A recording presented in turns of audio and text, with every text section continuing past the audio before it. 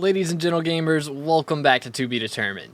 In today's video, we have a brand new update, including the mob types update, as well as shell-wise getting fully fixed for M7 and F7 players. So if you guys end up enjoying today's video, make sure to drop a like, and let's jump into it. I did make a video about this update when it was on the alpha a couple days ago, so I'm going to try and breeze through the parts that I covered already, and we'll spend a little more time covering the things that were changed since then or that I missed. First thing is they added a bunch of the foraging items to museum, so there's now the park armor set, the fig armor set is in here, the mangrove equipment, all of the lassos and their upgrades, all of the hunt axes and their upgrades, the seriously damaged and decent axe, all of the fishing nets and their upgrades, all of the scaffoldings and their upgrades, both of the pocket black holes, the fig hue, and the fig stone splitter. They've also reworked Agathas Contest, so now if you go to the what is this section of her menu, you'll notice that there are 2 new levels of brackets inside of her point system, so you can get even more Agathas coupons. Plus, there is a secret level, from what I've heard, the special bracket once you get 12,500 points. And they have reworked how many points you need to unlock all of these other brackets, so now you need 5,000 for legendary instead of 2,500. And a lot of these lower bracket levels as well have been changed too. They did also add a brand new sea creature which has a 3,000 kill requirement to max out its bestiary.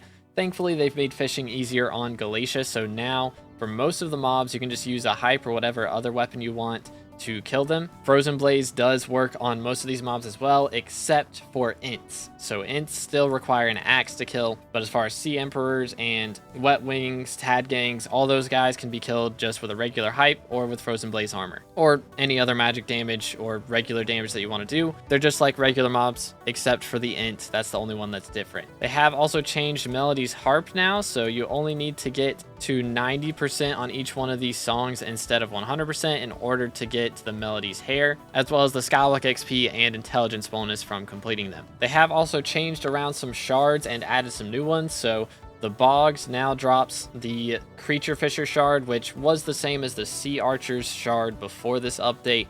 The Sea Archer no longer drops a shard, now it's just from the Bogged. There's also a new Titanoboa shard that gives double hook chance on the Backwater Bayou, and a Hummingbird shard. This one's from Tree Gifts, and it's going to give you a chance to chop an extra log on top of the ones that you have already used with Sweet. So it's a pretty low drop rate from Tree Gifts, and it's going for a pretty penny right now. So if you want to make some money from foraging, now is the time to do it. Now, there are a ton of QOL changes that they've made. The patch notes will be linked in the description, but it is a super long list of patch notes, and I don't want this video to be an hour long, so I'm going to skip some of them. But a couple of the bigger things are they have made axolotls lock on to one specific player. So if I'm over here hunting this axolotl, oh, I'm in Frozen Blaze, I killed it. If I'm over here hunting this axolotl, then he will lock on to me.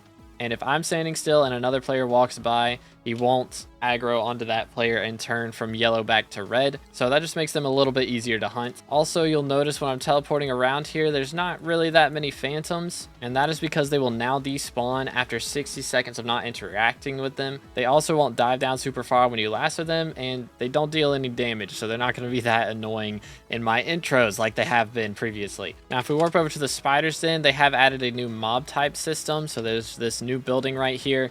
You'll have to talk to the NPC here on the left, Michael, and then talk to the NPC on the right, Ike, and he will show you all of the mob types. So there is the airborne mob type, the animal mob type, aquatic, etc. There's a ton of new mob types. You can get some SkyBlock XP from killing one of each type of mob. It is retroactive, so if you've done it in the past, you can just go ahead and claim the XP. So I was able to log in, talk to these guys, instantly claim all the XP without having to kill any mobs. But you can get a little bit of information on each type. So animals are typically found in the barn.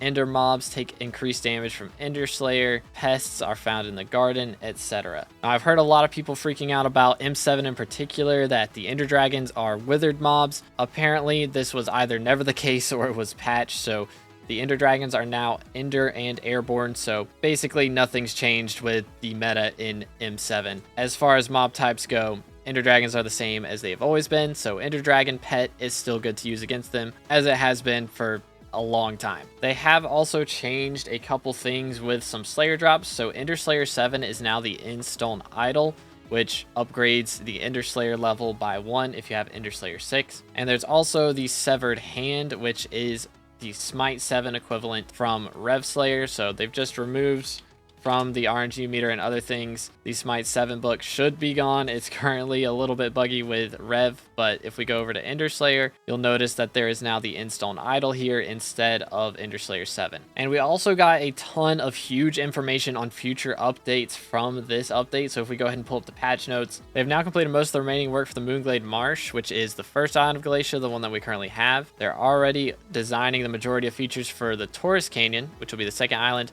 and Lunarize, the third island, but they haven't started developing them just yet. That being said, having these plans ready should make things easier once they do. And now a big topic for us dungeon players, stonking. Stonking, the use of a ghost pickaxe in the catacombs to reach secrets faster and increase efficiency, has been part of the game for a long time.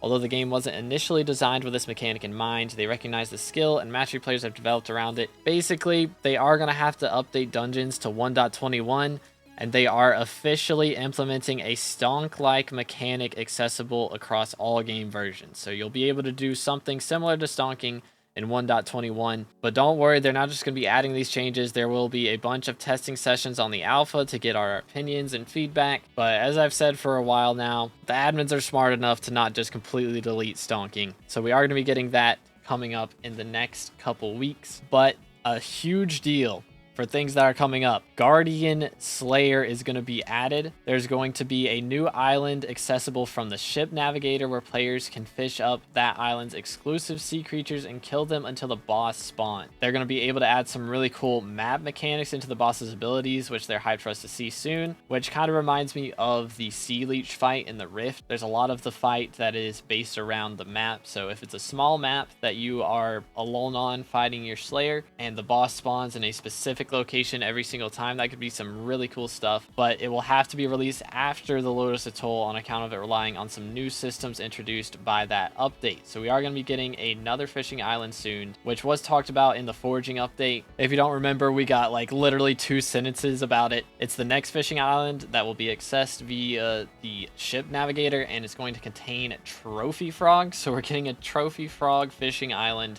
and then after that, we can get a new island with the Guardian Slayer. But both of these updates are deep into development, so hopefully they'll be coming out in the next month or so. But that's all the major info from this update. So if you guys enjoyed, make sure to drop a sub. We are closing in on 30,000 subscribers for Red Name. So thank you guys so much for your continued support, and I will catch you in the next one. Hope you have an amazing rest of your day, and God bless.